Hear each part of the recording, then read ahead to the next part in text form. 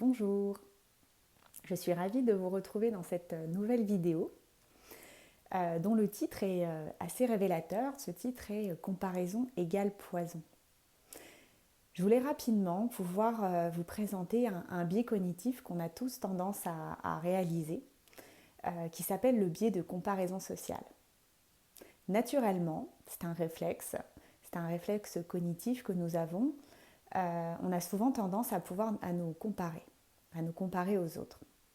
Et c'est d'autant plus vrai quand on se sent en insécurité, notamment dans le lancement d'un projet, quand on est face à un doute ou des questionnements vis-à-vis d'un chemin qu'on doit prendre ou d'une direction qu'on n'arrive pas encore à définir.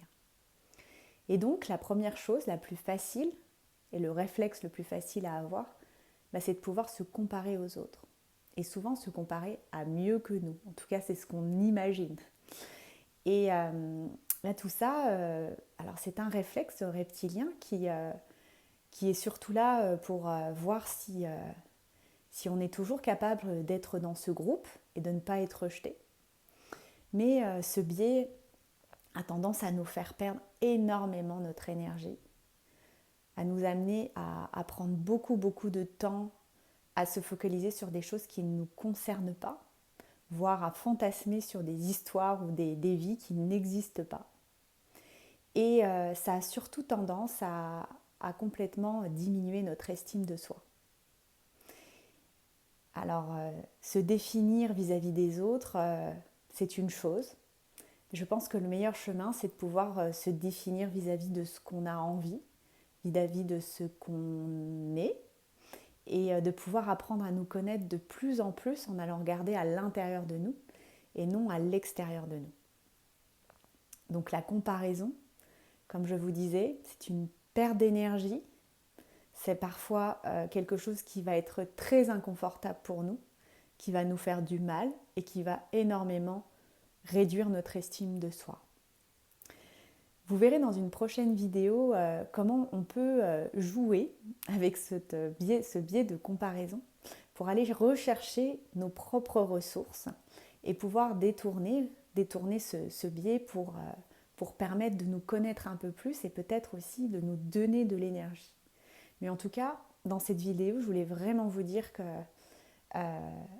c'est vraiment un réflexe à essayer d'identifier.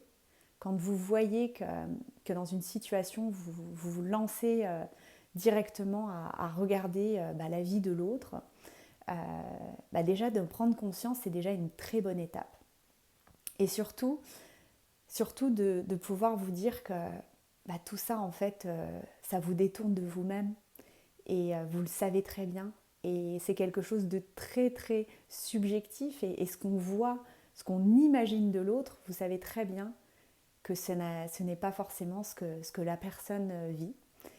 Les apparences sont parfois trompeuses. Les apparences, tout ce qu'on voit en façade et tout ce qu'on nous, les informations sont peut-être 1% de ce que la personne vit, sont souvent totalement différentes de la réalité globale.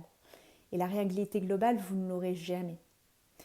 Et de toute façon, le plus important, ce n'est pas ça. C'est vraiment d'aller se rechercher à l'intérieur de soi et pouvoir travailler sur nos ressources, travailler sur ce qui nous anime, travailler sur notre connaissance pour pouvoir avancer un peu plus vers nos choix, d'avoir un peu plus d'estime de nous et également de pouvoir nous orienter au mieux par rapport à qui nous sommes.